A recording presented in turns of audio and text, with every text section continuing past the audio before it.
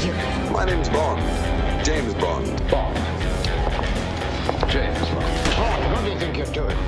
Keeping the British hand up, sir. Welcome to James Bond Radio. News, reviews, and discussion of all things 007. Pussy. As you can see, I have no problem with female authority. Oh, pipe down, 007. Do you expect me to talk? No, Mr. Bond, I expect you to die.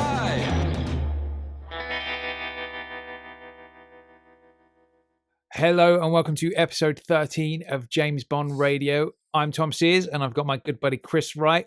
How you doing, Chris? I'm doing extremely well, Tom. Extremely well. It's podcast 13. Is it unlucky for us? Who knows? I've got a feeling in my waters that it's going to be the most popular episode so far. In your waters? In my waters, yeah. That's how I read the future. Must be good. Now, I was thinking about you and me the other day and I thought... that's sweet. I thought, right? Right. You and I are somewhat like the Winton Kid of podcasting. What do you think about that? I'm not sure I like that sort of comparison. No. No. Any sort of way you want to expand on that? I would say I feel like Wint.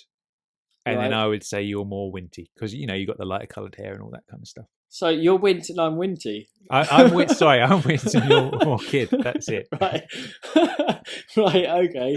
I'm Kid and you're Wint. Okay. Yeah. So, yeah, well, okay, maybe. Yeah. You're not happy with that, are you? No, I don't mind. I'm just trying to work out where the comparison is. I used to have big, massive sideburns a long time ago. Well, there you so go. I guess, There it is. yeah, that must have been what it was. Yeah. I can do a good impression of Wint. Do you want to hear it? Go on.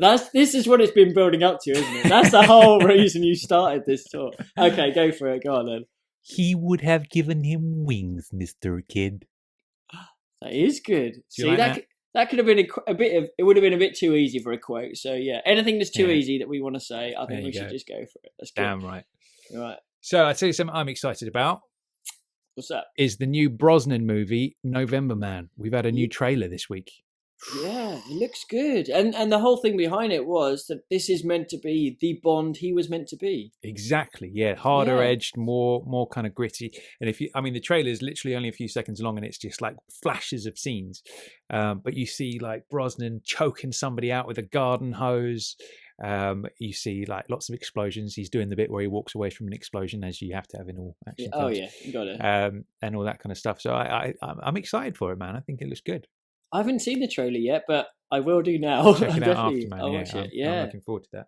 Excellent. Now, also, I've got a theory. Well, it's something that's blatantly obvious, I think, and it has been Right. mentioned before. But I thought about Right. it the other day, and I was like, I bet they downplayed that.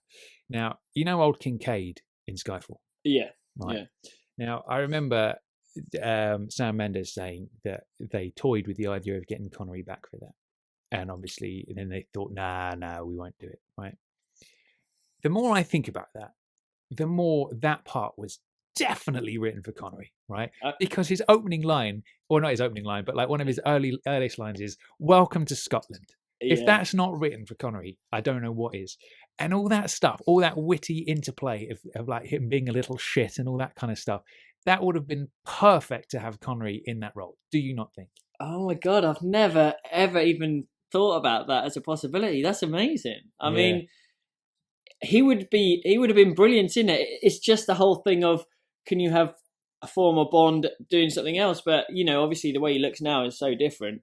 Maybe I think you might be right. I mean, It's his 50th never... anniversary and everything. Would there have been Yeah. anything more sort of like perfect to round it out than have that? I mean, usually I'm like, some people say, oh, you know, what was that awful film with Johnny Depp and Angelina, The Tourist? Oh yeah, you know, Dalton's in that. And Yes. he's almost like an M character. And I remember there was a lot Yeah. of people bandying that around of like, you know, you could bring back the older Bonds in a role. Usually I'm like, no, don't even go near that with a barge pole. But I feel like that would have worked, you know, having Connery as Kincaid. So was this something that was possible, or is this completely off the top of your head? Well, I remember Mendes saying in an interview that it's something they toyed with, Wow. but then they just didn't or whatever. No. But to me, I mean, like there's too many little hints that it Yeah. would, like, if you slotted Connery into that role, welcome to Scotland. I mean, there it Yeah. is. Do you know what I mean? Well, that would make up for his line in "You Only Live Twice," where he says, "The things I do for England." And you Yeah. could tell he was saying it, and he didn't really want to say it. He was like, he's got his Scottish tattoo on him. He's like, he was strange. So yeah, he would have loved. That's really interesting, man. That's got me thinking a lot. It's almost a shame now. I mean, just to have seen what it would have been like. Imagine if they did. Well, they wouldn't do test shoots, would they? Because he would have got the job if he said yes. But it wasn't like they'd have to audition Connery. No, yeah, exactly. But wow, that's good. That's good thinking. I think like when I watch it again, it's just there's so many of that witty interplay between the two of them. Like especially that bit where he's calling him a little shit. Little shit. It's like, of course he would, because it's fucking Connery. He was born 50 years ago. You know what I mean? And then there's little Daniel running around. And all that kind of stuff. But yeah, anyway, obviously it didn't happen, and it probably won't ever. But it was an interesting thought. That is going to be my next Skyfall viewing. Now I'm gonna have that in the back of my head. Get the old microscope out. The other interesting thing this week, have you heard about these Laserdisc commentaries? I've heard something about it. I don't know the full sort of detail behind it, or what was it about? Well, basically, there was. Do you remember Laserdiscs back in the day? They were like DVDs pre-DVD. Before, they were like DVDs before DVDs came out. Yeah. And they had a series. I think they released all the Bond films, but they released some of the Bond films with like new directors' commentaries and all that kind of stuff for the first set of Bond films. And then Cubby stuck out an injunction, and they were banned. And basically said, we need to change these commentaries. And then the company who released them refused to have them all pressed up again because they were all ready to go into the shops. So it just never happened. And like those few copies that are flying around are like big time collector's items now. Wow. And those commentaries have now leaked onto the internet. Somebody's put them up. I haven't actually listened to them yet, but I will do. And it's interesting to see what Cubby was upset about. And the only sort of hints that I can gather from people is that I think it was Peter Hunt used some colourful language. Right. when talking about George Lazenby, perhaps. Maybe. And there was some sort of references to like Fleming being an alcoholic and things like that. So maybe that was it. From what I gather, from what I've read of people who've watched them, they're a bit like, oh, it wasn't that bad by today's standards, but we're talking about something that's 25 years ago that he banned him. So is that when they were made? It was like late 80s, early 90s, something like that. Okay. So that's interesting. But they're around. I guess they must be on torrent sites or something where you can listen through.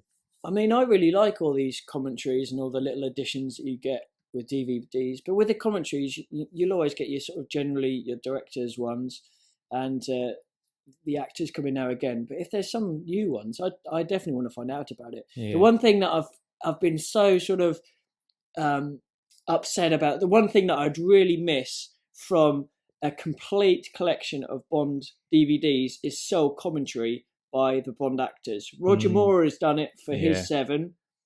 I'd love to hear Sean talking through all of his films about bringing it back and what he thought at the time. And I mean, I'd pay Sean though, he would just sit there and whinge about how they didn't pay him enough. Yeah, that is true. That is true. It's a shame, but that is true. That is why. But it would that would be pretty cool, wouldn't it? If it could happen. Well, like you say, Roger's done it. I know Pierce did Die Another Day. Yeah, but I don't know if he did any of his others. I'm sure they could get George. George, exactly. What else is George up to these days? Fuck all. Sorry. Yeah, like Timmy. I'm sure. I think any of the others, I couldn't see them not wanting to do it. Perhaps Danny Boy, while he's still working, he's probably hasn't got enough time or whatever. But the others, I'd imagine they'd all be up for. I reckon you could get Danny because he's voiced a couple of like video games and stuff, isn't he? So that's true. He's not past doing the voiceover no. stuff. But that's do you remember that from Russia with Love PlayStation game that came out a few years ago? And it had his face. It had no. They had Connery back to voice the character. Oh, right, okay. This must be like getting on for 10 years ago now, but it was a From Russia with Love video game on the PlayStation, I think it was.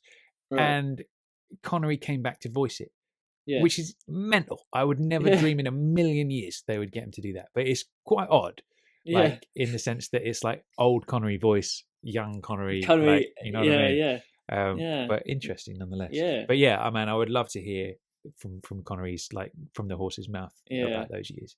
But Who knows? That's probably never going to happen. Is it? No, unfortunately. But yeah. So there's no real Bond 24 news this week, really, apart from John Logan said that they're filming in October. I think it was moved back to November at some point. Maybe it's come forward. I don't know. It's a bit of a mystery. They keep changing, don't they? Yeah, they do. So no new news on that front. So should we crack on and do some trivia? Yeah, let's go for it. Do you want to go first? Yeah, all right, I'll go first. Right. My question is that it came to me this morning while I was eating breakfast, and I thought You're excited by this. Yeah, I am you? excited about this question I because when I thought of it, I was like, I should know this, but I don't. Right. My question to you, Christopher Wright, is yes. Where was James Bond born? That is a good question. Do you know it or do you not know it? Let me think. Do I have to give the name of the specific building? Building? No, I'm only joking. No. I'll have to have a little think. A country or a city would do. Yeah. Okay. But anyway, that's a good question, isn't it? Yeah, it is. I like it. Let's hear yours then. Okay, my one. In the books, in Fleming novels, after Felix Leiter is recovered from his shark bite, he's left the CIA and he works for a detective agency. Can you please tell me the name of that detective agency? I know this one. You know this one? Yeah, I've got this one. Trivia number 2. No, that's good. Good stuff. Nice. Cool. Okay, so on to the main bulk of today's episode. Obviously, last week we had our interview with Robert Sellers, who wrote The Battle for Bond. I'm still almost finished reading it. I'm at the very, very end of it. What a fascinating tale. What a great interview. And with that said, actually, that's been our most popular episode by far, by quite a large margin. So it seems like it's gone down pretty well. It's got people excited.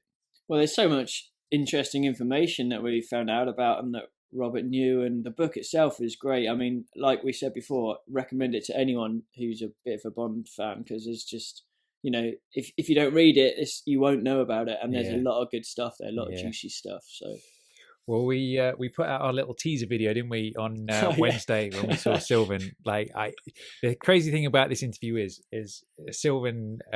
We knocked on a door, we came in, said our hellos and stuff. Immediately on the wall is this poster of Thunderball, and so we start chatting. And then throughout the conversation, Sylvan would say things. Well, I've got this original copy of this. Would you like to see it? And we're like, yeah. And then she'd nip off upstairs to get it from wherever it was or something. And me and you were just sitting there giggling like schoolboys. Yeah. And then 10 minutes later, we're like, well, I've got this. Shall I go and get this? And I'm like, yeah. And again, it's like just these amazing artifacts she's got in her house that just blew us both away. So obviously what we're going to do is we're going to splice the interview in now. So this is our interview with the daughter of Jack Whittingham himself, Sylvan Mason. Okay, so here we are on James Bond Radio with Sylvan Mason, the daughter of Jack Whittingham, who, if you listen to last week's episode, wrote the original Thunderball screenplay. So hello, Sylvan, and thanks for coming on. Hello, Tom. Hello, Chris. Nice to meet you, Sylvan. Nice to be on. First thing I want to say is there's an amazing poster of Thunderball, 2 of them actually on the wall, if you can see there if I lean back. Oh yes. And they could kind of look different to the ones we're used to. So what's the deal with these 2? This one is the Australian version. They've used some of the original artwork and just made it different. And the funny thing about this is that little sign there says not suitable for children. That's a sign of the times, isn't it? Yeah. And then this one over here is the American. I think that's the American poster. I got that in America, so I'm pretty sure that is the one they used in the States. I was given that for my 40th birthday, actually. That was long before poster art was so popular. Well, it's interesting, isn't it? You see there, it says Albert R. Broccoli and Harry Saltzman present Thunderball, produced by Kevin McClory. Yeah. So yes, they've still managed to get their names at the top there. And Dad's got his credit there, sandwiched in. But on the actual screen, there's another credit which he's left off here, which is original screenplay by Jack Whittingham. That's good. That's on the screen, yeah. But Kevin left it off the poster. This is my favourite. This one was the Maltese film poster. And in those days, which was 1965, Malta was very behind the times. We were all in miniskirts by then. I used to get hissed at in the street by the old ladies for my miniskirts. But you weren't allowed to wear bikinis in public.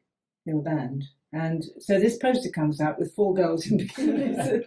And the film critic, or the film, it would be the film, not the film critic, the censor, the Maltese censor, had to have them all hand-painted. These are all hand-painted in, so that you can't see their waists.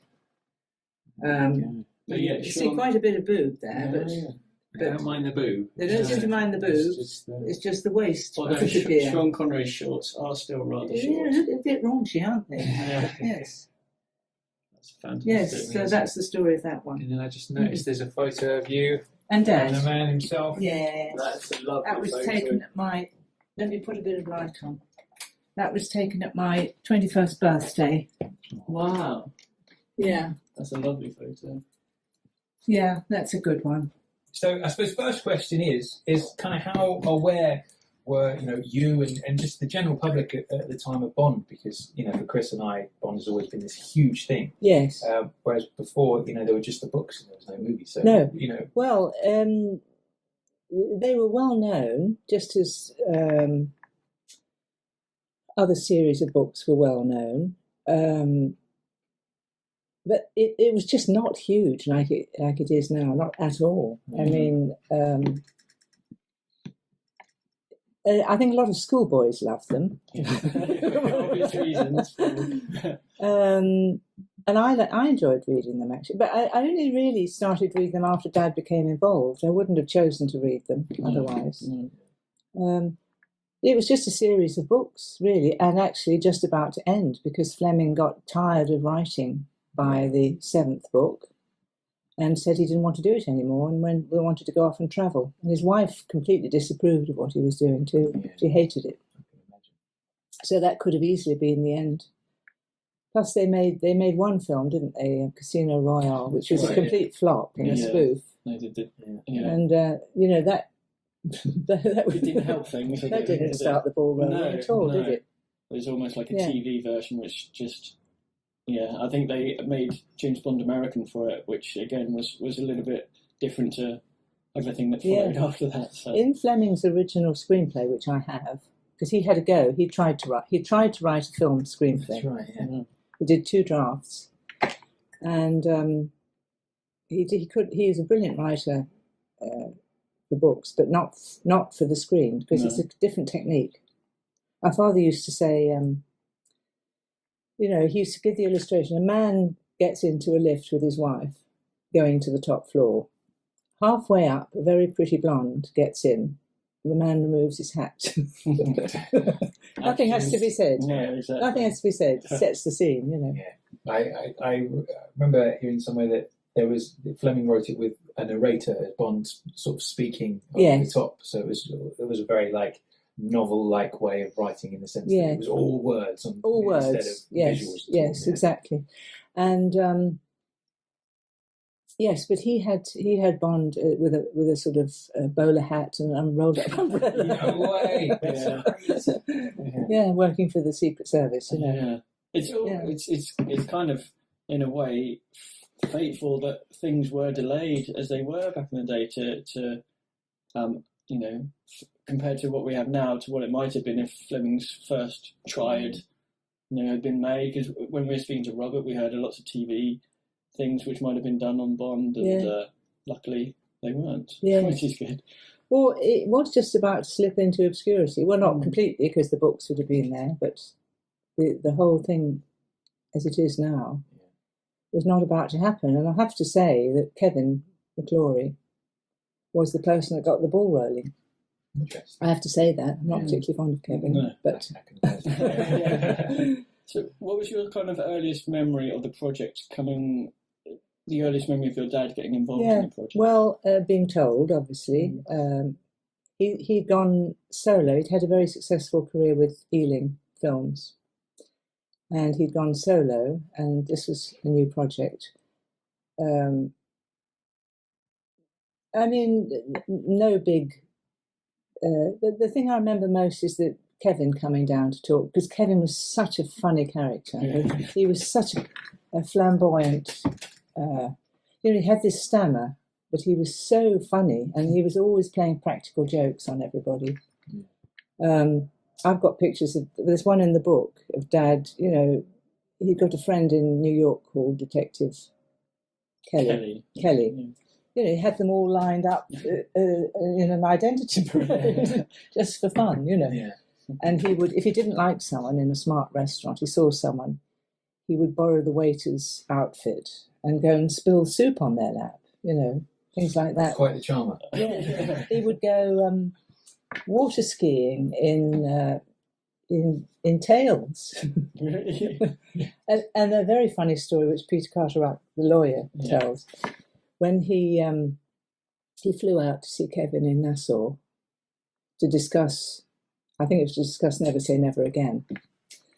Kevin picked him up in an open car at the airport and drove him straight into the water because it was an amphibian car. Right, He didn't tell him, just drove him straight into the, lake. It's quite a Bondian moment in itself. Yeah. Where are you? If they had amphibian cars back there, why is no? I want one. I'd like to have a go.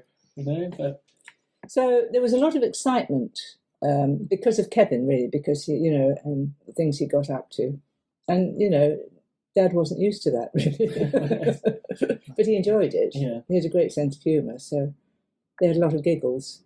in terms of your dad, when he was writing back at home, I assume he wrote, did he have any particular sort of writing habits or any routines that he used to do?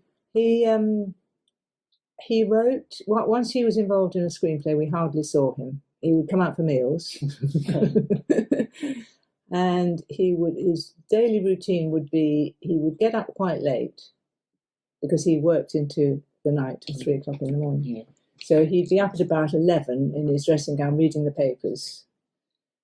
And then he would have lunch. And then he would have a nap after lunch because he'd had a few drinks before lunch. Right.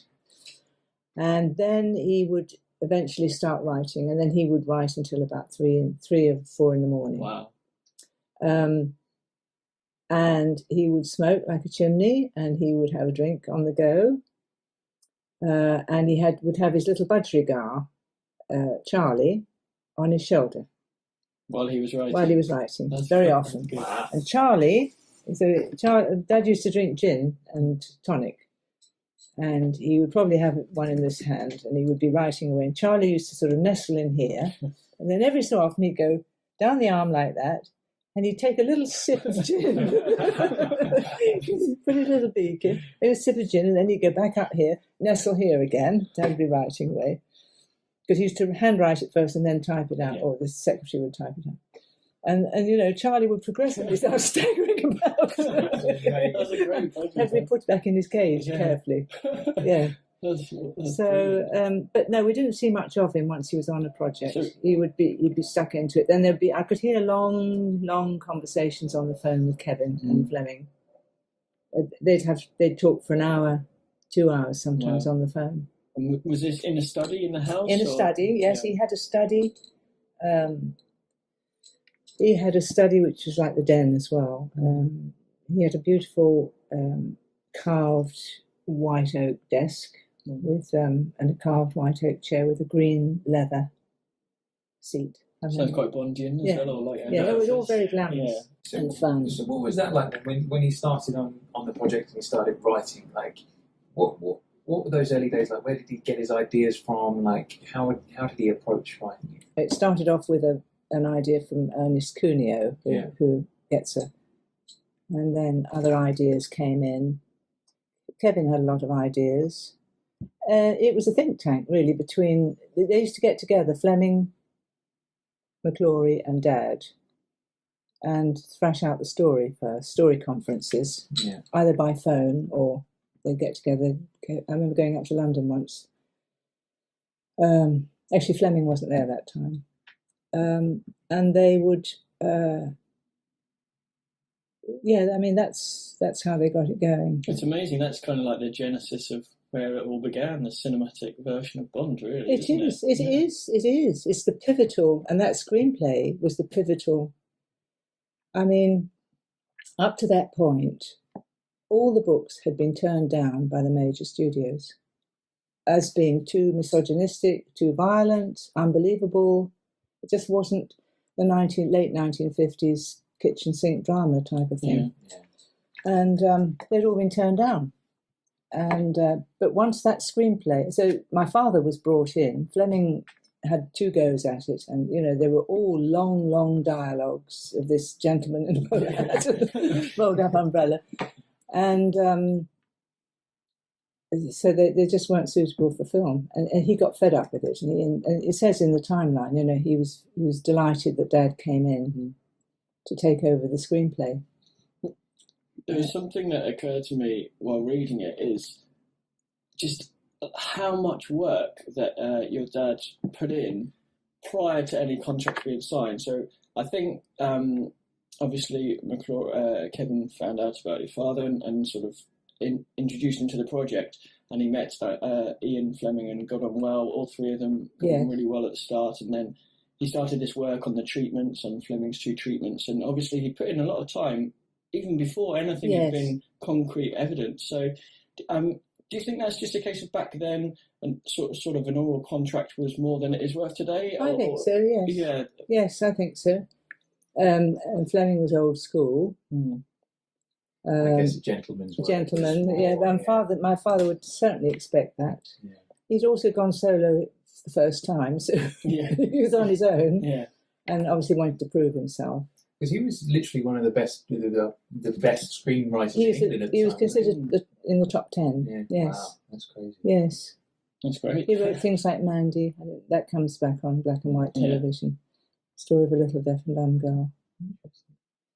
Yes. Cool. So, in terms of the actual day-to-day writing, I understand there was a period where Fleming was meant to, do a script conference or be involved in more of a fashion, but he actually just went off jetting off around the world. He left it to them. Meanwhile, Whittingham is fiddling very creatively. In other words, putting in the hard graft. He left it. He sort of bowed out and left it to the others. Once the story had been, he'd given the permission to use Fleming. Yeah. And then he'd seen how the story was going, and then he took off, basically. Because one of the things I understand is that a lot of people say that though in the books, there's very little humour, if any at all, and that kind of stuff. And it was your dad's touch on the script that brought in the humour and the more that kind of angle. There were a lot of factors that have gone in. It wasn't just Dad, but Dad did make him more palatable as a man, as a human being. I mean, he was a cold-blooded killer, really. And he was a misogynist, and he wasn't a romantic figure at all, Bond.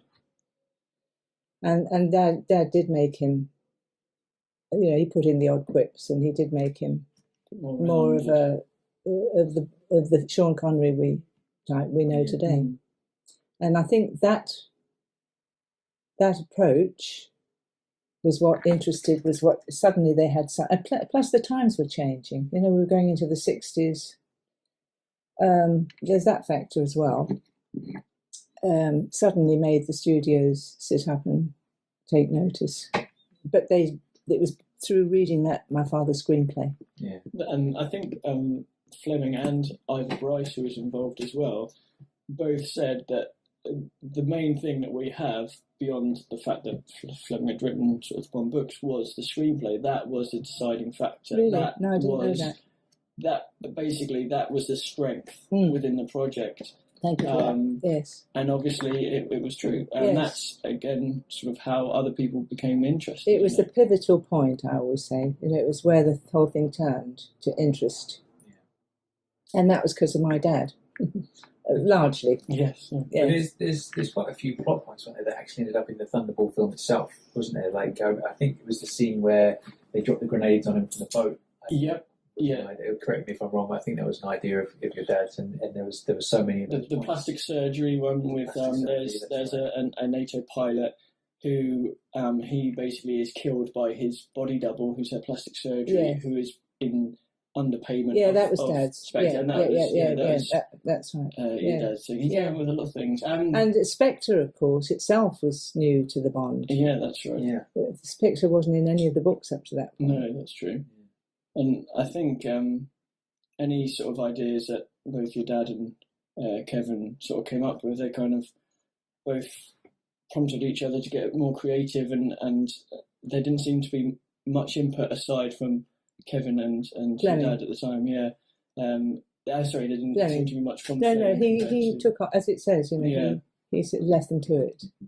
Yeah. It's interesting because when we spoke to Robert Sellers last week, we were saying how Chris and I both had a rough idea of what happened with the court case and all that kind of stuff, but we didn't know the details until we started reading his book.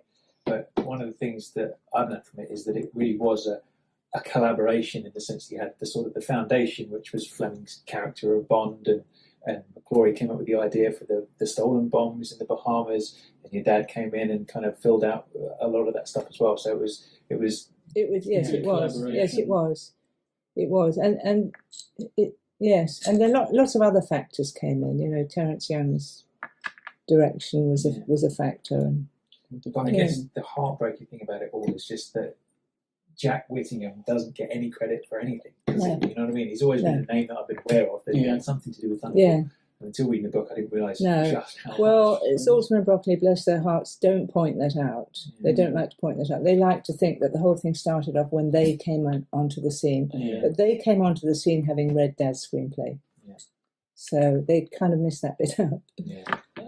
It's a shame as well. I think once the screenplay was written and things were kind of looking rosy, it was almost at that point where the cracks started to show between the relationship between Kevin and Ivor Bryce and Ian Fleming. Yes, it was. And obviously that adversely affected your dad, because they were almost trying to have, this is one side of the sort of group, and your dad and Kevin was like the other, and I think because of that, it had serious, well, obviously it had serious effects, because it made everything go into a completely different direction at that point.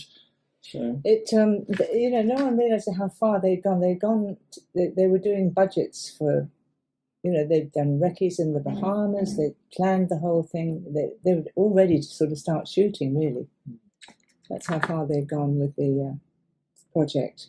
But along the way, Kevin was a spendthrift. Bless his heart. He couldn't keep to a budget. No. And he'd proved that, because he was in partnership with Ivor Bryce, making a film called The Boy on the Bridge. And that had gone wildly over budget and hadn't made a profit. So they started to lose faith in Kevin's ability as a producer. There was a case in point, is that Fleming and your father still remained good friends no matter what happened. And I read in the book, actually, there was a part where they were having a script conference, and Fleming, your dad, and Kevin McClory were there. And I think it might have been one other. I don't know if Ivor Bryce was there or perhaps someone else. And Fleming asked your dad to have a word with him in private, away from Kevin McClory.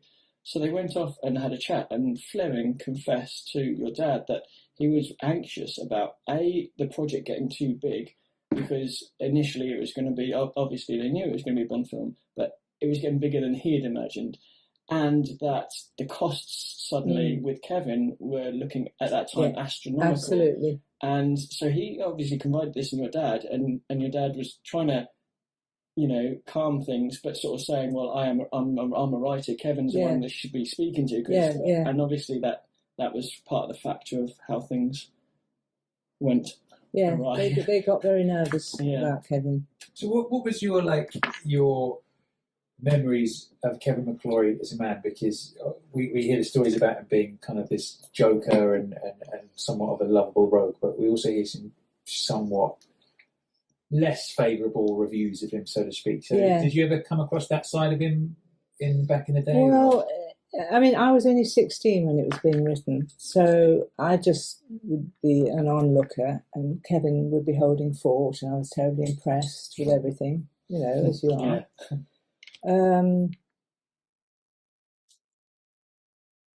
We went off Kevin when he abandoned my father, because my father had spent a lot of time on this project, done all the work, donkey work, and what happened? And they expected that as it grew in popularity and excitement, expected there to be a chain of films and so on.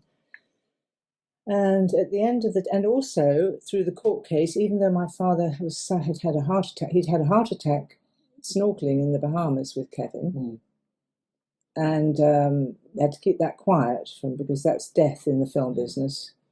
But he was suffering with very bad angina pains. I mean, I would hear him groaning at night. I slept in the room next door. But he loyally went through that court case to support Kevin because he believed in him, and there was a veiled offer from Fleming to go to the other side. I don't know if you noticed that in the letters. I'm sure there's nothing our lawyers can't sort out, old boy sort of thing. Yeah. But he, Kevin had started this thing going. And so he stood by him loyally through all that. He had dropped out as a prosecutor because, I forget who said it, Kevin had everything to gain and nothing to lose. Kevin had no money. He'd been backed by Johnny Gold, a friend of his from South Africa, a very rich man, and he was also then engaged to Bobo Segrist, who was an heiress to the Hawker Siddeley fortune. So he suddenly had backing. He had nothing to lose and everything to gain. My father, on the other hand, had 2 children in boarding school and, a reputation to keep going and so on. And he had everything to lose and nothing to gain because he wasn't on the contract. No, that makes sense. He had sold his rights to Kevin. He's paid as a writer. Yeah.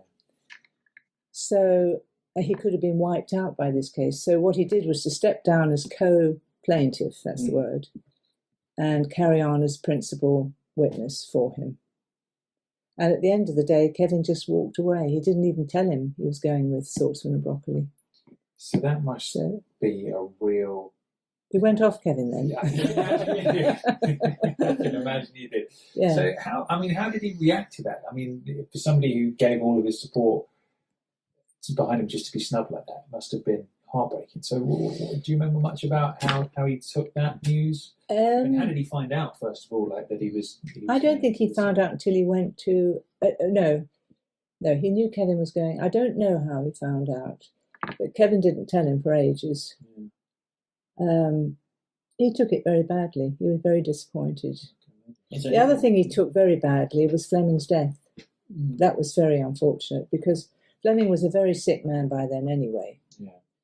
And but there's no doubt that the court case didn't do him any favours. He had a weak heart and chain smoking.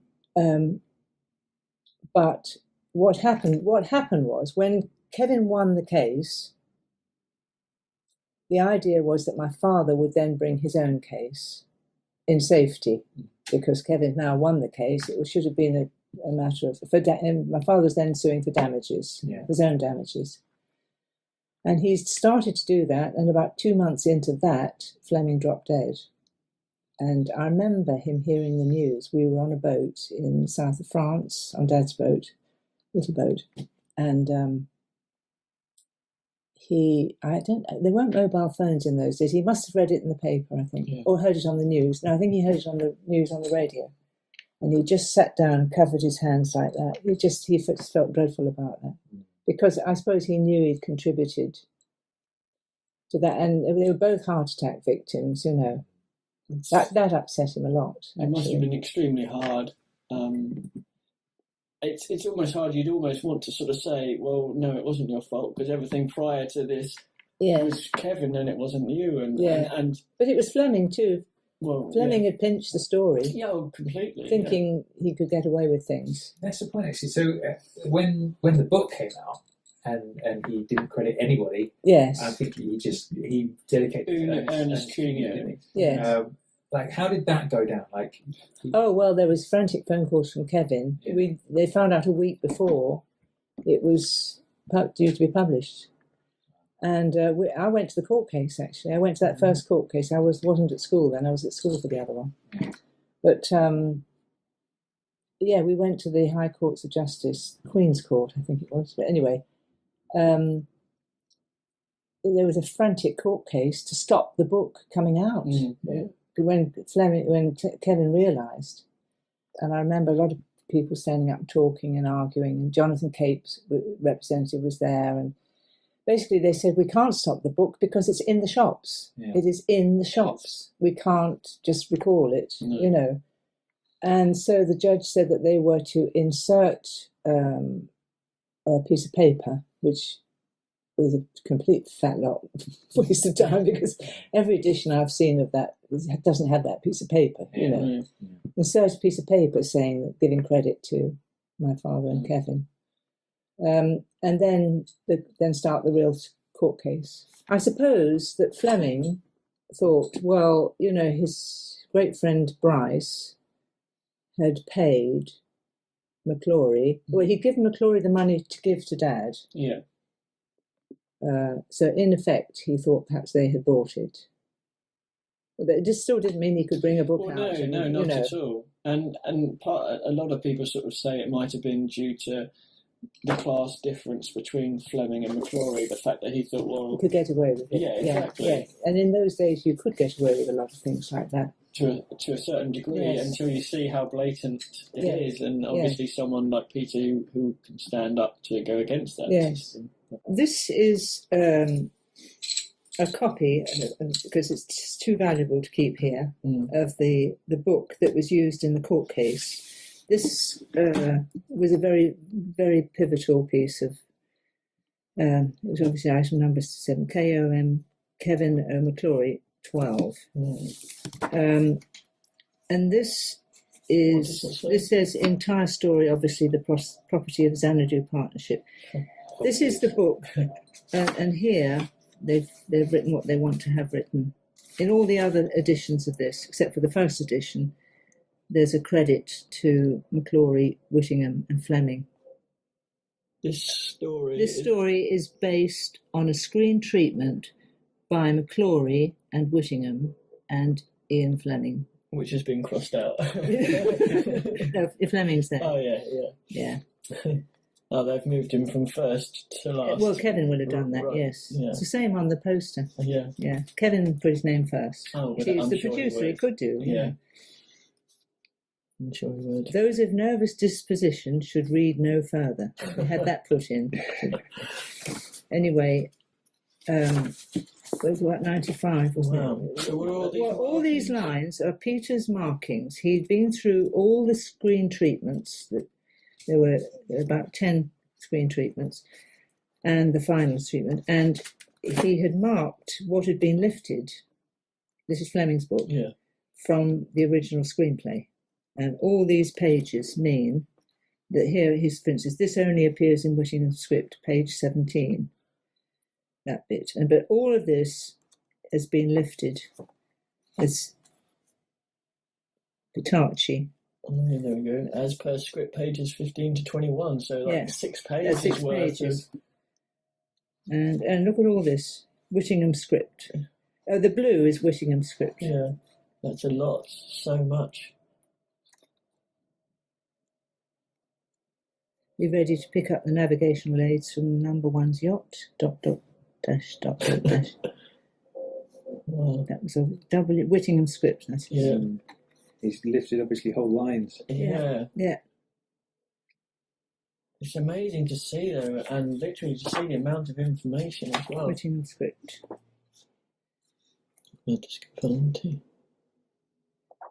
So you can see how much was taken from the original screenplay. I suppose Kevin, this would be Kevin's idea here. K and W script, Kevin's. And this is basically what formed their court case against Fleming. Yeah. I mean, it's literally, Fleming didn't have a chance, did he? I mean, it's there in absolute black and white. Well,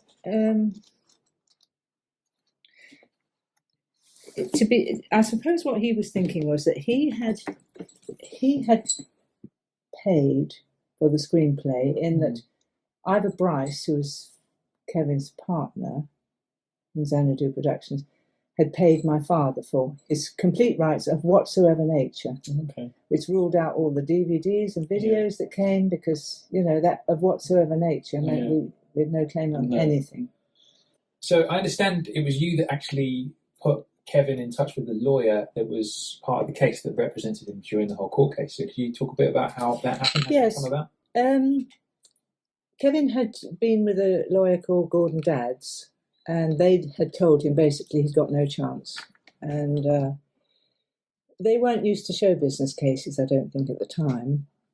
Anyway, I was working for, I was 17. It was my first little job. And I was working for a company of solicitors called Oswald Hicks and Collier and Co. in the Strand. And I was a dictaphone assistant secretary. So I typed a lot of the notes and papers for court cases. And so I would go back in the evenings and say to my father, "Oh, you never guess who came in today, the Beverley Sisters," or, you know, all these famous characters used to come in because there were a lot of show business cases. I think one of the Churchills came in. Anyway, there were a lot of very famous cases came in, and I was going back to Dad and saying, "Guess who came in today?" So my father kind of pricked up his ears and thought this is a show business solicitor, and mentioned it to Kevin. And then Kevin interviewed Peter Carteret, who was the amazing managing director, and that was it. And Peter took on the case, and it was, Peter has to have credit, because without his meticulous detail and going over the script in the book, which we've been talking about, working out who wrote what and what happened and what was lifted, 200 pages of this book were lifted from the screenplay. Without him doing that, and there's charts and all sorts of other things I've got to show what appeared in what appeared in which treatment. Without that, they would not have won the case. So it's amazing that you go to one set of lawyers and they're like, "No, can't go near it, nothing whatsoever." Yeah. You take it to Peter Carteret, and he can obviously see, well, no, hang on a minute. Yeah. There is a definite case here. Yes. Obviously, you need the time to go through it all, which is what you did, and it's great that you. It's a coincidence as well that it's another coincidence. Yeah, Without him, that would have. Well, Kevin would have been out of the picture. Yeah. Saltzman and Broccoli by then had got hold of it and would have gone on. But so that's another thing, isn't it? In the sense that if it wasn't for you, he wouldn't have got the lawyer that actually went on to win the case. No. And still, he would. And still, he didn't get a penny. So many things. It's crazy. Yeah. But... No, Peter and I were friends for life after that. If ever I was in trouble legally, he would keep a fatherly eye on whoever I was using and advise. So with Peter Carteret, obviously he helped out hugely with the court case. Do you remember how long it went on for? I think it was about 3 weeks, about 3 weeks. Day in, day out. But you want to have a look in here? Might tell us in here. Yeah. This is my father's scrapbook. This is full of the cuttings from the case. Wow. So Thunderball goes in the dock. What are the facts behind this new piece of Ian Fleming fiction? Bid to stop James Bond novel fails. That was the injunction I was telling you about. So they've gone to court because they couldn't stop the book. High Court of Justice. It was in the Times every day. I've got to copy all this. James Bond's new case. Authorship dispute. There's so many. Oh, James Bond never went through this. This is incredible. Stolen out of debt to scripts. Wow. Look at that. Oh, man. That's McClory and Bobo.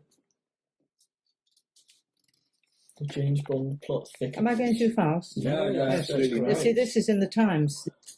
A man dumbfounded by Bond author. This is Change your producer talk. That was the whole. They wanted McClory to be associate producer and stuff. When Ian Fleming, the author, suggested to Mr. Kevin McClory, the film producer, that a more experienced man should produce the first James Bond film, he was dumbfounded. Wow. The offer of £1. He had a letter that said he reminded Mr. Fleming of his experience, and a letter from Mr. Fleming in which he said, "There is no one I would prefer to produce James Bond on the screen." He'd gone back on that. Yeah. And then Mr. Fleming replied, "Yes, but this story of ours is a big production now." Mr. McClory replied, "Yes, it has grown into something big through my work." Well, you can see, you can there almost were imagine the court battle happening. yes in the case. Wow. So they had a lot to go through. That was a lot. Huge amount. Yeah. So anyway, I don't think they're all in order. But every sort of newspaper looks to be Everything. on the action. Birmingham Post, Daily Mail. Cool.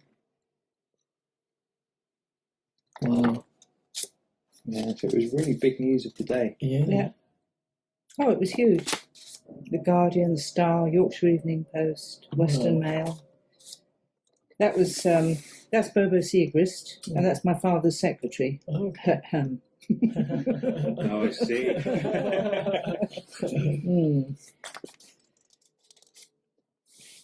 Wow. I'm sure of the plot. Can I speed this up a bit? There's a lot of cuttings. Yeah, no, but it's got Fatima Blush and Bond before snorkel kissing started. Fatima Blush enters the case. Wow. That's crazy, isn't it? The snorkel kiss sets the High Court laughing. I remember there was a line your dad wrote on one of the scripts about the way the bombs were going to be stolen, and he wrote, "Not even a half-wit would believe this." Yeah, that sounds like him. Yeah. That's my dad there. Oh, wow. You can see how strained he is. You know, he was in agony with his angina, the stress of it. Was that during the proceedings? That was or during the out? proceedings, yes. Yeah, he was very stressed there. There's the secretary. There's some of Mum as well. Now that's those two. Yeah, Bryce. They're not looking quite so happy. That's no, Bryce that must there. have been just after the verdict Wasn't going was too given. well, Yeah. or else it was after the Here they Wow, are that's a again. good You see picture how of the tired three he of looks them. there. Great Yeah. picture. Yeah, It's fantastic. McClory looks a bit smug in He that, does. doesn't he? Yeah. He does, yeah, indeed. going well. Well, they were offered supposedly offered £2,000 under the table, or McClory was by Fleming, to drop all the case and everything. But obviously And there's him denying it on the left. Look, James Bond author says no on the table offer. Yeah, Yeah. So then they said that he'd given Dad some as well, Yeah. which was absolutely Nonsense. ludicrous. I mean, That's as far as right. my father was concerned, if he'd taken Fleming's offer and gone on their side, he Yeah. could have gone on to write the string of them. Yeah. So It's amazing just to see it though. So much stuff. it's settled now. Oh, there we go. Settlement. Yeah, agreement. Settled 3rd of December. Yeah, I think it's 21st November we saw. So, Yeah. well, it was 3 weeks, I think. Yeah. McClory to get film In right. there with his drink, Yeah. looking all happy and Yeah. It's literally the whole story just unfolding for the Yeah. press, isn't it? that's brilliant. Yeah. Whole thing is That's, this is that's Peter one that's in the O'Toole. novel, isn't it? that's in Oh, the yeah, book. that's in the book, Yeah. He got £50,000 damages and all his costs paid. Fleming, Kevin, And So- the right to make the movie. and the right to make Thunderball. And there's something in the book that he said that he still wasn't happy with it, and thought Peter had not gotten the best deal that he could No, have done. he thought he'd colluded with the other side. He was a bit paranoid. Kevin. Yeah. He thought he'd colluded because Peter used to talk about this. It was ridiculous. But how could he? He said he only met Broccoli once. Yeah. You know. And how could he not be happy with the results? I mean, I it's know. crazy. Cash flies. Well, you know, he later went on to sue for the rest of his life, Yeah. saying that all the films were based on on this one screenplay, it's. and the whole franchise was Look at that. That's your dad, is it? no. No, this is Lawrence Harvey. Harvey as James Bond, 30-year-old Lithuanian-born actor. I've His got life another, of the I've got play another is book. I'm not going to 007. bring out any more, but all the casting letters, they're Yeah. hilarious. Of Wow, of all the people who are writing in. tough men line up to be the other James Bond. Wow. One Bond at a time, please. They had phone calls from random people sort of saying, "Oh, I can be Bond." Yeah. So where do I Friends sign like I up? think my father-in-law would be convinced. Yeah. He's a fireman. He's tough. He can do it. That Burton gets big offer for the new James Bond film. Wow. Now that's interesting because Richard Burton would have been an interesting choice. Now, at this point, my father believes he's still going to be involved. Yeah. Yeah, you would have thought. Because yeah, that's right, yes. He thought they would use his screenplay, Yeah, well, obviously. McClory's one, and you know, he'd been working for him. That's what he's presuming. However, because by now it's 64, in 62, Dr. No had come out. Yeah. This whole thing started in 59. Yeah. So because by now Dr. No's come out and the second one came out, I can't remember which one it was. From Russia with Love. And Richard Maybaum has done the screenplays. Right. They wanted to continue with him. So he then did the screenplay of the book. Mm. Which was based on a screenplay of Jack Whittingham. Yeah. And there was another thing which I read, which is definitely a shame, is that I think it was the Whittingham, the Thunderball script. They wanted someone to come in to do a rewrite of Richard Maybaum's, and they could have chosen Jack Whittingham, but I can't remember who they brought in now, but they brought someone else, and that was a bit of a shame as well. I mean, you think McClory could have sort of said, well, why not Jack? I know, sort of thing. I know. Look at this. Ian Fleming dies of a heart attack. Yeah, August 64, that we were down on the boat then. August 64, Creative James Bond dies at 56. Yeah. About 2 weeks into that court case. Actually, I don't think it just started. I think he'd had the papers. Well, okay, so it was. So it was like from his point, it was, oh my God, I've got to go through all this again. Yeah. Can you imagine? Look at that. So there won't be two James Bonds. So is that when McClory joined forces with? Yes. Yes, it must have been. Yeah. Because by now they had the opening title scene, with the bullet hole and the blood coming down, the gun, and they had the John Barry theme music. And Fleming wouldn't have had access to any of that. He wouldn't have, McClory wouldn't have been able to use that. And he wasn't for Never Say Never Again. Yeah. And eventually that happened. So it was already taking off. It was already gaining momentum. So he joined in the bandwagon. There's only one 007. It was until Skyfall. It was the biggest grossing box office. Yeah, I think Skyfall's overtaken it. Yeah. But I mean, that's amazing, isn't it? Yeah. And it was a first proper. I know Goldfinger was massive, but this made it a phenomenon. Thunderball, didn't it? I'll speed this up a bit. 007 has been good for me. Mr. Curry's own words. Oh, wow. That Bond thing just grows and grows. Yeah, it made him, didn't it? Yeah, just see how big it was back then. Yeah. Just from the pictures and the titles. And this is the actual invitation to the premiere. Wow. My brain is just exploded for the third time today. Dress up at Rogie, seat number 24. That's where Jack Whittingham would have sat. Yeah. Black tie. Yeah, Tom Jones was there. Wow. And this is the guest list. The guest list. Look at that. Guy Dolman. Mr. and Mrs. Broccoli. Albert R. Broccoli. Wow. Mr. and Mrs. Dennis Boyce. There must be a relative. Mr. and Mrs. Harry Saltzman. Luciano Paluzzi. Wow, that's amazing. Whoa. Oh, that's brilliant. Whoa, here we go. Thunderball premiere. Did you go to the premiere yourself? No, I didn't. Mum and Dad did. No, I was dead annoyed about that. So to go. I bet you were. Seeing them all dressed up. Yeah. Wow, look at that. Look at that. It's the biggest Bond of all. Showing all the statistics and figures. Wow. Biggest grossing entertainment in film history. I think that's it, yeah. That really was. Well, that's Kevin goes off with a fortune. Another thing that I found out from reading the book, which really, surprised me and kind of shocked me, is that obviously Fleming has taken the screenplay. He hasn't got any ideas for books currently. He thinks, I know, I'll use this. So first of all, he's using this knowing full well that there are a lot of other people involved with the work, and he didn't acknowledge it. But it wasn't only him. Apparently his publishing company knew that the book was largely based on the screenplay, but they lied in court to say they had no knowledge of it.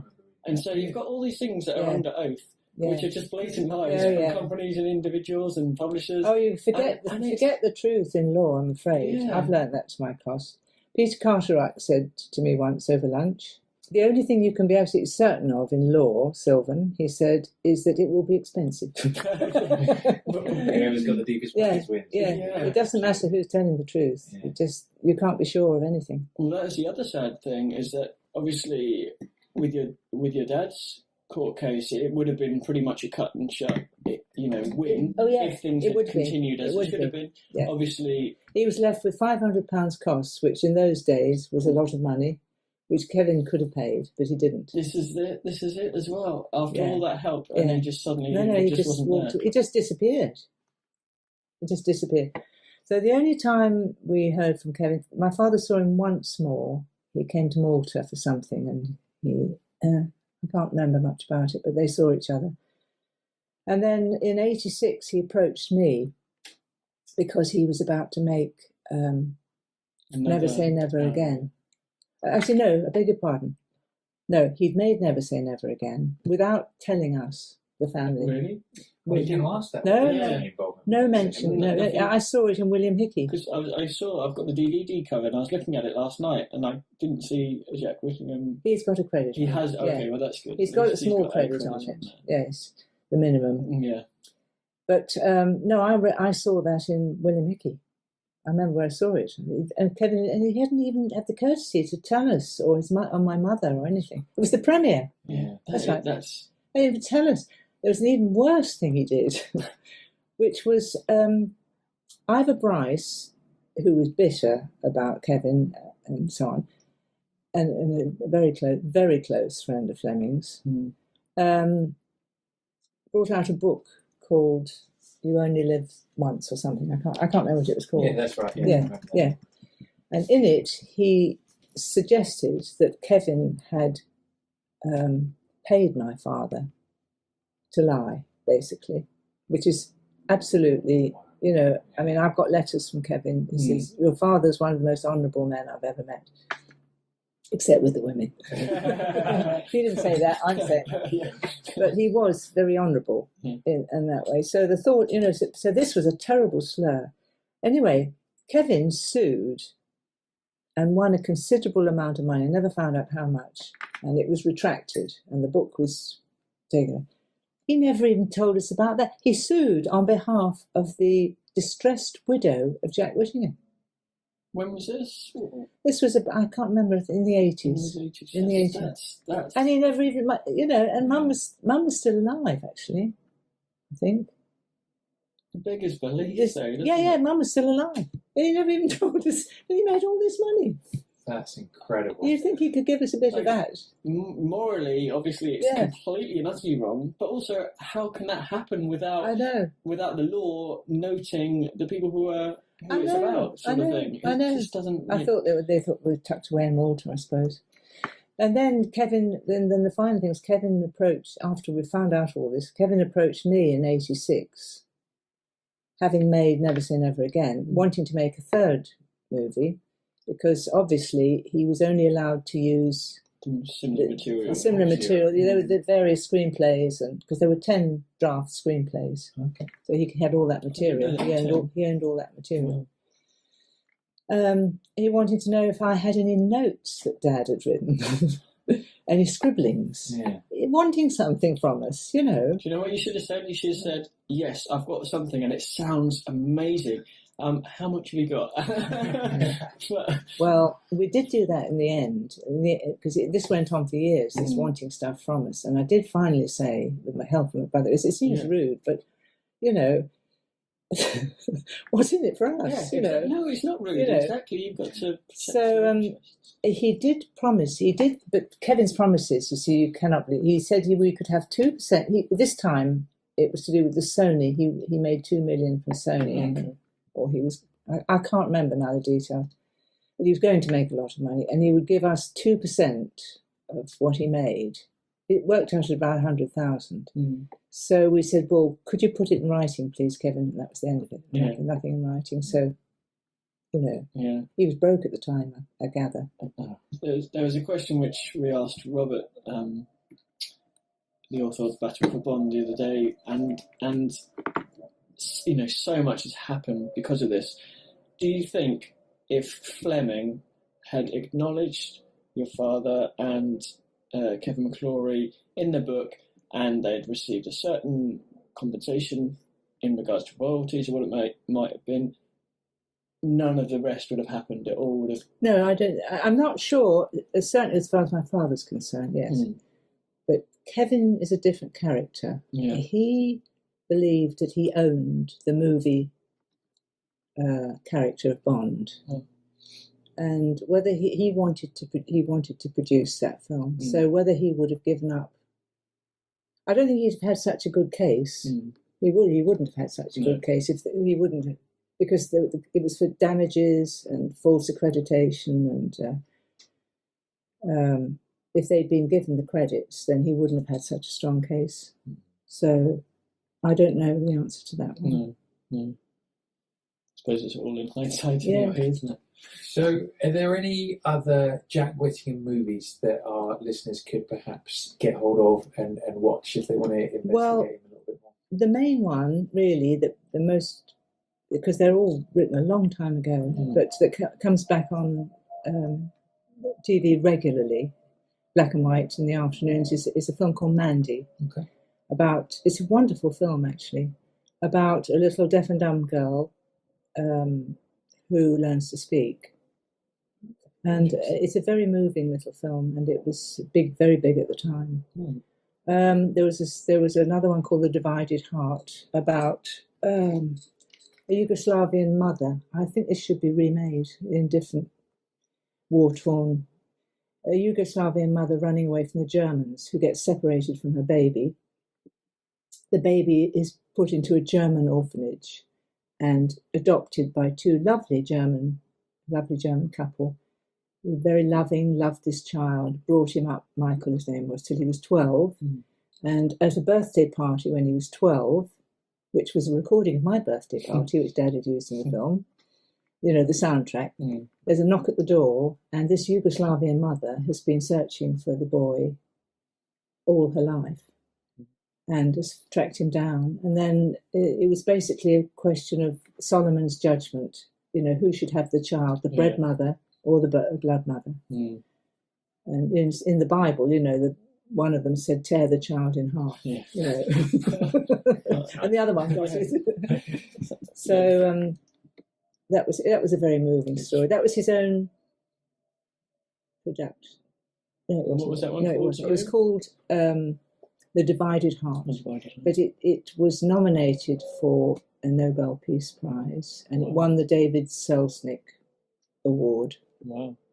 So it was a very good film. Definitely worth looking into that side of things. Yeah. So part of the reason why we wanted to interview yourself and Robert previously is this sort of, you know, people need to know this sort of information. We want people to know about Jack Whittingham, to know that he was the first person to write the first original Bond screenplay.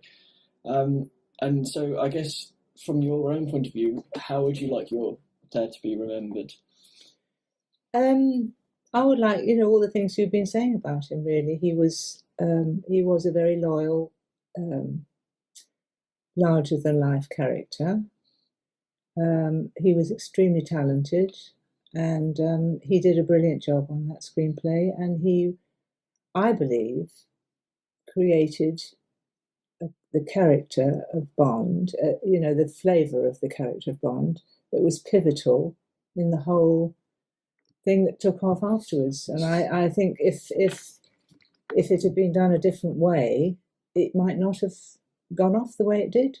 So you've got Fleming's character of Bond, which it said a lot in the Battle for Bond that it wasn't palatable for the screen. No. So you could say that your dad, Jack Whittingham, created Made the screen Bond. Bond palatable. Wow. Yes. That is highly impressive. I have to give Kevin the credit for, you know, for wanting to do it in the first place, having the vision that it would be a success after all the studios had turned it down. But Dad did nearly all the work, and Kevin took a lot of the credit that wasn't his, because he wasn't a screenwriter. He'd say he wrote some of it, but he didn't. He had a few ideas. Yeah, but Dad did the hard slog for months and months and months. Well, now we know that, which is brilliant, and hopefully several more people who didn't know that previously will now know that as well, which is great. Yeah, well, I'm We've got our delighted. millions of James Bond radio listeners who now know that as well. So, Exactly. so last question, I suppose, is I saw a video of you on YouTube from it must have been the mid-60s, 1965, singing a rather fetching little pop song. And I understand you had a little fledgling pop career for a while back in the day. I did, yes. It didn't get very far with it, but it's been very interesting.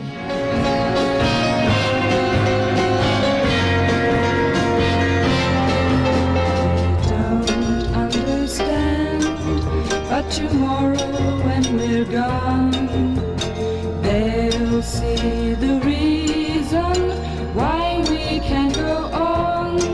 When you say what you're saying, do you say what you're saying? 'Cause you mean what you're saying to me.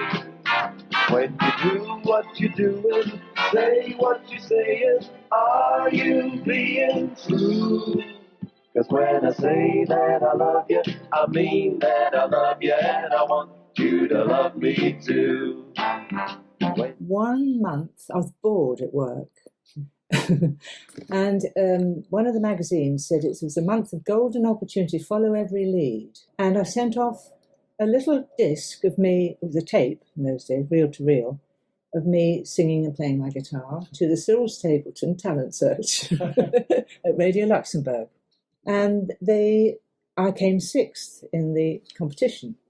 A girl called Dana won and had a hit with all kinds of everything.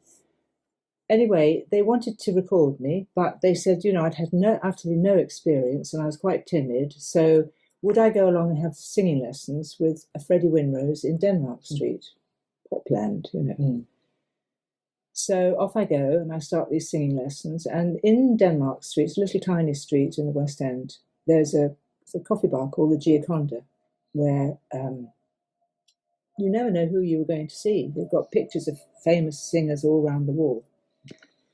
The next thing was that Ray, the owner, came up to me, not necessarily that particular occasion, maybe the next, and said, "Excuse me, sir, but are you a singer?" So, yes, I said. So he said, "Well, there's a chap outside who wants to say hello, and he's a manager, and he'd like to talk to you. Would you meet him outside?" Anyway, I went outside and was introduced to Barry Mason, who later became my husband. And within 3 weeks, we'd written a song, and I was in the Lansdowne recording studio in Lansdowne Road with a 70-piece orchestra, because you had to have the orchestra playing live at the time, because of the Musicians' Union, recording this song, which we had written. So anyway, out it comes, and I appeared on Thank You Lucky Stars, and it was doing well, but it didn't hit the national press because several other records had been issued that week, and so it didn't take off. And in fact, the record company stopped pressing it.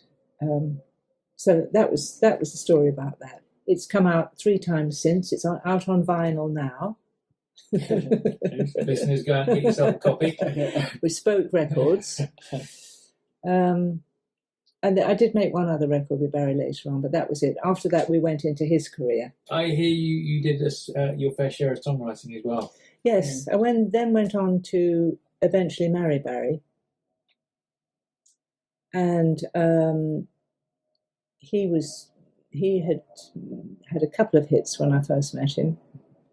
He had Don't Turn Around by the Mersey Beats. And I went on to help him with all his lyrics, well, not all of his lyrics, but most of his lyrics, in particular Delilah and Love Grows Where Rosemary Goes. That's incredible. Back in the day, I was in a fledgling band myself Oh, during yes. my 20s, and that was always my one of my lifetime goals was just to write one song that would be a classic that would stand the test of time. Yeah. And there you go. You've written two or more probably. And there it is. That's crazy. Well, thank you so much for having us. I mean, it's completely blown my mind, a lot of the things you talked about today. That's such a good time. It's been amazing. A, to meet you, and B, you've brought some material that we'd never have a chance of seeing, or hardly anyone would have had the chance to see before. So completely fascinating. It's been lovely. You've made it very easy for me to talk. Felt very comfortable. So thank you so much. Okay, so how cool was that, dude? She was awesome. She was so good. Like one of the nicest people we've ever met as well. Like she was just so welcoming and just so like chatty about the whole thing. And she made you about 6 cups of tea, didn't she? She did, man. I love my cups of tea. It's good. It's good stuff. But one thing that she's actually done, which is really interesting, is she's taken in her archive at home. She's basically got loads of copies of the original like concept art from that initial Thunderball movie from 1959, 1960. And it's just amazing. And what she's done is she's taken that artwork and made it into artwork you can buy. So you can buy like it on canvases or on little prints, or I don't know whether she was joking, but she said something about postcards as well. So we're just going to go back in and we're just going to watch a little bit more. And she's basically showing off all these prints she's got. And you've got to just look at some of these visuals. And like you said when we were there, it's like looking at the finished Thunderball film. Like the look, I mean, what people must realize is like this concept art is for pre-Broccoli and Saltzman, but it looks like a Broccoli and Saltzman film, doesn't it? Yeah, they're awesome. They just display the film and the feel of Bond, and you just got to think these were the very first images ever done of Bond. Visual images, the very first, and you're like, and they're so good as well. Yeah, so that's good. it. I mean, do you remember Robert Sellers said last week, didn't he? He was like, they had a Bondian feel about them, and it totally does. I mean, it's unreal. I mean, there's one which we'll see in a second, which is like Bond and Domino walking along the beach. It just looks like Thunderball. Yeah. And then some of the underwater scenes and stuff, they're just brilliant. So here's a little footage of Sylvan showing these off. Obviously, if you're listening on iTunes, what I'll do is, if you want to check these out, go to YouTube and I'll put a little time reference underneath the video so you can skip straight to that bit and you can see any of the visuals. But here it is. Check it out. I created some prints from the original artwork. This would be how the original looked as a photograph. Yeah. It was obviously a quarter that size, which I've scanned and made into a canvas print. They were all in sepia to begin with. Yeah. But just to make them more exciting, I've coloured them in different colours. That's great. And they look quite Bondian then, don't they? Yeah, big time. Like the film. It looks like the credit sequence, doesn't it? Yeah, yeah, it's very much so. See, this was all before anything had been filmed. Yeah. So, and these were all seen. So Broccoli and Saltzman would have seen this artwork. Yes. I mean, one thing that strikes me is how close some of these look to the finished film. Yeah. That must be the Disco Volante. Yeah. Maybe not. I don't know. I don't know where they kept the bomb. Yeah, that's right. And then there's the Bentley. We've never seen Bond in a Bentley, have we? On the big screen? He's got one in from Russia with Love, but he's not sitting in it. It's just there. But that's great. It was Bentley in those days. He would have been in his bowler hat and umbrella. If Fleming had his way. Now look that's at that. A good one as well. That to me, that just that's looks a good like one, Thunderball. That's the Disco Volante. They're coming out the hatchway there. You see how far they got in pre-production? Yeah. So many elements. This was just to get the backing from the Venice Film Festival. This is lovely. This reminds me of the opening scene of Dr. No. This is probably one of my favourites, just in terms of it's very similar to Dr. No, but that almost looks like Sean Connery and Claudine O'Shea just walking down the beach. It really does. I mean, that is the look. With the Disco Volante moored in the background. Yeah. It's fascinating. And then this one was faded a bit. I've got another one. Shall I get it out? Or? Oh no, that one's fine. I think it looks good. We can see that one. And I guess that would be the sort of Armada battle at the end, do you think? I guess that's probably the Disco Volante trying to escape. Yeah. Is that the naval ship, maybe? Or the naval ship. That maybe looks like a Coast Guard ship. Yeah. And this is obviously from the underwater battle. That's a great one. That's a great one. picture. That again, looks like a scene straight out of the finished film. And yes, so I've created those and put them on my website if anyone's interested. Oh, brilliant! So they're all available for purchase. The prints. They are, yes. Yeah. Okay. Yes, they. Do you think you could take those over? Yeah, of course. I'd also do them as in this size as well. Oh, that's amazing. They look lovely on a wall all together. You know, the combination With the colouring, yeah. That's lovely, isn't it? Yeah, great. And you just had the idea when you saw them, just to. I just thought I'd make some artwork out of that. That's amazing. Yeah. So if you're interested in any of those prints, head on over to sylvanmason.com. That's SYLVANMASON.com. Okay, so those prints are amazing. I'm definitely going to get one, or I can't choose which one I want. No, what? I know. Well, the beach one for me, that is Thunderball. It just because you got the little boat like the Disco Volante in the back. You see, it is Sean Connery and Claudine Auger just walking on the beach in the palm trees. That I think is probably, if I had to, my favourite. But the one with the shark and the two guys with the spear guns is like that's from the underwater battle. But the one which I know you really like, but you've got me thinking about it, is the Bentley one as well, because you know the only time Bond's in a Bentley is in From Russia with Love, and it's just parked. You don't see it, but you know this is him in his vehicle that they sort of had in mind, and that was a good one as well. That's it, because it's like literally the Bentley speeding down the road, and it's like when I look at that, it's like how I picture it when I read Fleming books. And that's just like the alternate, because we've apart from that one scene you just mentioned, it's like we've never had the Bentley. It's always been about the Aston Martin or the Lotus or whatever. But like that's like the alternate universe Bond that might have been. If they'd have made Thunderball, that's what he would have driven, which is crazy. I do like that. There's that one line in Goldfinger, isn't it, where he goes in to see Q and he's like, "Where's my Bentley?" And then it's like, "Here's the Aston Martin." Yeah. It's how this day sort of thing. Yeah, absolutely. Well, it reminds me a bit of the Young Bond books as well, doesn't it? Because he gets a little Bentley and that's sort of a really old school style. That thing, for anybody who hasn't read the Young Bond books, just do it. Just do it, because they're amazing. They're so good. And there's a little bit about how he gets the Bentley, basically, and it gave me like there's like a flash forward in time, isn't there? Do you remember that bit? I think he's driving into Bletchley Park or something as an older man. And I read that and just got chills down my spine. It was so good. But yeah. Okay, so those prints, I don't know which ones I'm going to get. I think I might get like a set of 3 maybe with the prints. I might get Bentley, the shark one underwater, and Bond and Domino on the beach. I think those are going to be my 3. Yeah. But yeah, man, what a it find. Was cool. Yeah. Cool. So I guess it's time for Bond facts. Bond facts. I like it. It's got the gun. It's I didn't realise I was doing that. That's nice. So you kick it off this week. Right. Bond facts. We've got obviously to do with Mr. Jack Whittingham. So my first Bond fact about Jack Whittingham is that he wrote a screenplay about Ian Fleming based on his biography. Now this is kind of strange. So this was after the Thunderball screenplay that he'd written. Yeah. He was obviously, we've heard that he's been good mates with Fleming. But basically, I think it was Andrew Pearson, who wrote a biography about Fleming's life. Oh, John Pearson, that's the one. Who wrote a biography about Fleming's life.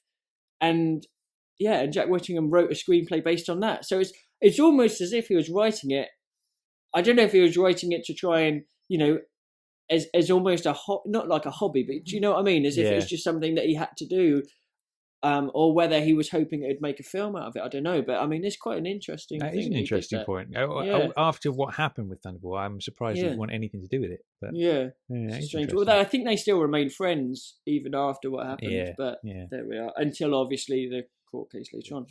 Okay, my 2 Bond facts is in Jack Whittingham's early days, he worked as an assistant editor / reporter on Fleet Street for the Morning Post newspaper. So that's another man with a journalism past, like Fleming himself, which is interesting. True. And the other is the first draft continuity treatment for Thunderball, which was then called James Bond of the Secret Service, by Jack Whittingham, sold for £3,750 at auction last year. Was it you? Did you buy it? I wish I did. I haven't got a spare $4,000 kicking around, but I would if I did. That's nice. Yeah. Cool. So last week, or the week before, last episode, I should say, I mentioned that I was going to give away my copy of The Battle for Bond. Yeah. And we our sorely underused system of SpeakPipe on the website where you can send us voicemails has actually been used this week. I'm very excited about it. I'm glad. And so we got a message from our winner, which we're going to play right now. Hello there. I've been listening to the James Bond Radio podcasts, and I'm now on episode 7. And I must say that I absolutely love them, and I think they're absolutely fantastic. I think it's probably the best thing that I've come across for a long time, really. It's just so nice to just chill and just to listen to two avid Bond fans to talk about Bond. And the best thing is I sort of agree with everything that you say, which, for me must be like the ultimate Bond fan thing, where other Bond fans are on the same wavelength as one another. But yeah, I am absolutely loving the podcasts, and overall, I just think what you've done is fantastic and quite unique and original. And yeah, I just wish you the very best of luck for future episodes. Congratulations to you both. Well done. So there we have it. There's our competition winner, Mr. Matthew Grice. He's very complimentary. I think that should be a rule. If we run any competitions in the future, just shower us with compliments and praise. Yeah. And then we'll choose you as the winner. That's the new rule, That's how it works, Yeah. Yeah. I like it. But he mentioned there that he agrees with everything that we say, which is nice. Was it everything or nearly everything? I think he said everything. I think really? Absolutely everything? Yeah. Wow, okay. So that's fair enough. I reckon he should send us 100 quid. What do you reckon? Yeah, I think that's quite an agreeable statement. Yeah, there Yeah. we go. But anyway, Matthew, send us your address through Facebook, and I'll get that copy out to you as soon as I possibly can. Congratulations. There you go. So that's our first James Bond Radio competition winner. Feels good. It does feel good, but also it doesn't mean that anyone has to stop using SpeakPipe from now on. Let's get a few more in, and absolutely. If you've got any questions, anything you want to say, leave us a voicemail, and we can play it on the show, and it might even spark some interesting conversation. So that's all good. So you know what it's time for now, don't you? Trivia? Yes. There it is. I like the trivia. I don't know why it paused so long. I was trying to build up the suspense, but then it just sounded like I didn't know what was coming next. So I won't do that anymore. So it's trivia time. So you rock out the first one, dude. Right, my first trivia. Okay, so this was about the book. So in the Fleming books, after Felix Leiter recovers from a shark bite, he leaves the CIA and is now working for a detective agency. What is the name of said agency? Pinkertons, indeed. Nicely done. You were confident about that, so yeah, I knew that. At that point in his life, he's got like a stumpy wooden leg or something, isn't he? And does he have a hook for a hand as well, Felix? Yeah, he does. Yeah, I'm sure he has got a hook for a hand in the book, doesn't he? Yeah. It doesn't sound like the nicest sort of life to be in with everything, but hopefully. How was he in the book? Because I mean, my knowledge of the books is not quite as good as the film. Obviously, at the end of License to Kill in the film, his leg's bitten off. I hate this bit, and he's still jolly and smiling.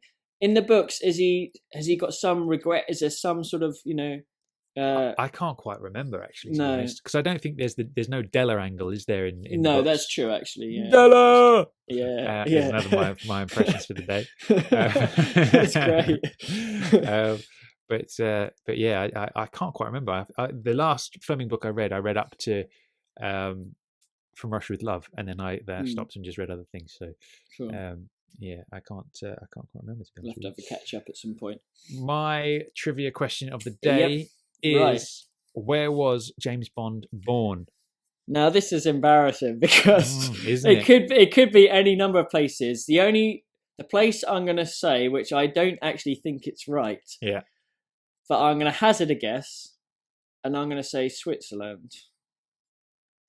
No, I didn't think so. Well, Chris, I've badgered you with a somewhat trick question today, I'll be honest with you. Oh, have you? Fleming never mentions it. Okay. So we don't know officially where he was born, right? But I've got two buts for you. There are two Two big butts. Two possibilities. Right, here we Now, go. in Higginson's Young Bond series, Yeah. he says that Bond was born in Switzerland. I'm going to go with Higson. So, yeah, me too. Higson can do no wrong, apart from the fact that he stopped writing Young Bond. That's the only thing that was wrong. Now, John Pearson in the authorized James Bond biography, you know, that fictional one where it's like pretending the Bond was a real man. He said that Bond was born in Wattenscheid in Germany. Really? So we've got neither belong to the official Fleming continuity, but out of the two, I would say Higson's is the one I want to go with. Yeah, I would say so. Because Bond goes, I'm sure there's a bit where Bond went to Germany at some point. And I'm sure I read that was the first time that he was there. Oh, really? That's interesting. Maybe I'm just saying that because I want Higson to win, which means that I got it right. But I'm not sure. No, I don't know. I think Switzerland's good because obviously his mum and everything. So we'll see. But I guess it is good that you know there's not a definite answer there. Yeah, so. There's a bit of mystery to it, isn't there? Yeah. I thought it's such an obvious question. Why don't I know that? But I know why I don't know because Fleming never mentioned it. So exactly. Yeah. So next up, you've got to pull out your jingle, dude. My jingle is Bond, Bond, Bond, Bond, James Bond. I love it. Do you love it? It's good. Well, I don't know. I think I might have to come up with a new one at some point, but you know. I like what you've got going on there. I like the actions that go with it as well. It moistens my day. I'll tell you that right now. Oh, that's good. I'm glad to hear it. So it was my quote last time, which I really want to hear again because I remember it being quite an amazing one. In all honesty. Okay, here it goes. Okay, go for it. Dun dun dun dun dun. Do you know what? I want to hear it one more time. I think I've got it. And no, I know that I've got it. I know it's going to ring a bell with you, but I know that I think I got it because. All right, go for it one more time. I know what film it's from. There's an action I can add which will help if you have. It's trouble, all right. We'll do that. I think I know. Go for it. Dun dun dun dun. That's awesome. Okay, right. I don't need a name, do I? No. Okay, that's good because that would have screwed me over. Right, the film is You Only Live Twice. Very good. And the owner of the quote is the owner of the quote. It's like the basically kendo master in the Japanese ninja school who's got the bamboo sticks. He's got it. That's the one. There it is. Good but you know what? That was purely down to your sort of brilliance of quote. It's all about the performance, wasn't it? It was. That was going to be my action. Yeah, so, I should have let you do that because that's like cocktail shaking. Yeah. So maybe that's that's true. Alternative. Yeah, it's a good one, man. Yeah, cheers. But it's tough. The other thing I thought it was going to be was also from the same film was one of the that when there's a sumo wrestling battle and you got the referee and he goes there should they or something like that. Yeah, that guy. Right, yeah. we have to keep him for another one. Yeah, that'll be the next one. Okay, so to my quote for this podcast. Okay, this is again, it's quite an interesting one. I'm hoping it's not going to be too easy. Okay, I'll see how I go. Okay, right. Bye. Were you expecting that? I was not at all. Let's hear it again. Okay. Bye. Dude, you've got me again. I've got absolutely no idea. One more? I'll do one more. Okay. Get into character. Okay. Bye.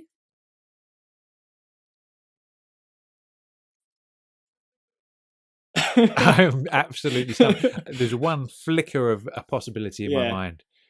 It'll come. It'll come. Right, cool. Interesting. Okay, so we got yet another voicemail last week, which posed a timely question. Yeah. And I don't think our sender here, our listener here, knew quite how timely it was because he asked us a question.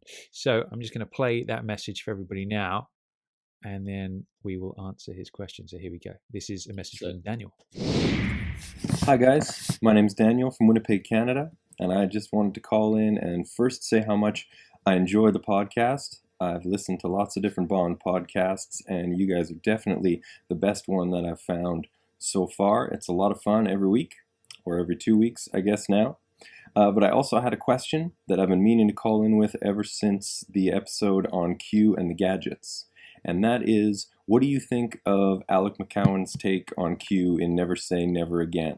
You made it through that episode without mentioning him. And I know it's a film that divides Bond fans, but I am a big fan of it, and I'm a big fan of his single scene as Q. So I was just hoping to hear what you guys thought.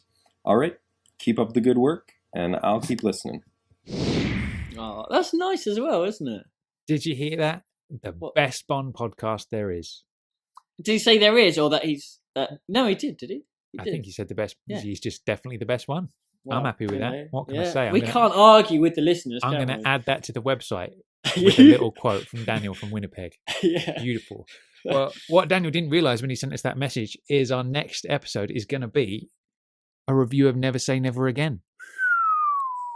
Now, I'm excited about this because I haven't watched this since I was probably about 10. About 10? Wow. Yeah, I really cannot remember anything about it very much, apart from that there's something on a motorbike and that weird computer game they play. Yeah. That's all I really remember. So I'm excited to kind of revisit.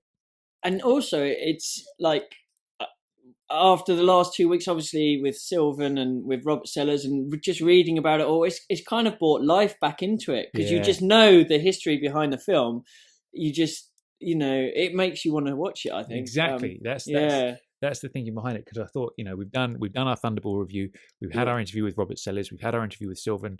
Let's finish the whole Thunderball debacle by looking at Never Say Never Again. It's a bit like the Bond series with the Quantum sort of story. They're going to have to finish it at some point, and exactly. This is our equivalent of that, I think. Yeah, completely.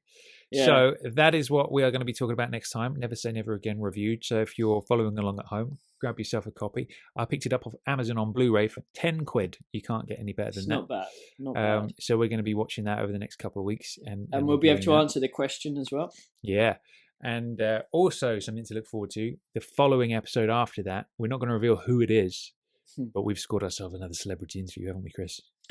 Well, that's just I think it'll be an interesting one. Let's put it that way. I might be slightly excited. Well, you can downplay it, but I'm really excited. I'm really excited. This dude or dudette definitely is a legend. So, and his name has cropped up before in the podcast. Oh, I've just given away that it was a bloke. No, it could still be her name. It could be, but I just said he has cropped up, so people know. All right, it's a man. You're throwing them off. Maybe I am. Kilter. Maybe I am. Yeah. But yeah, so he's coming soon. We're going to go down to visit him or her later on this week. So that's going to be exciting. So that's all for today. James Bond Radio will return with Never Say Never Again reviewed. I've been Tom Sears. I have been Chris Wright. And we'll see you next time. Take care. See you next time. Bye. Bye. Beautiful.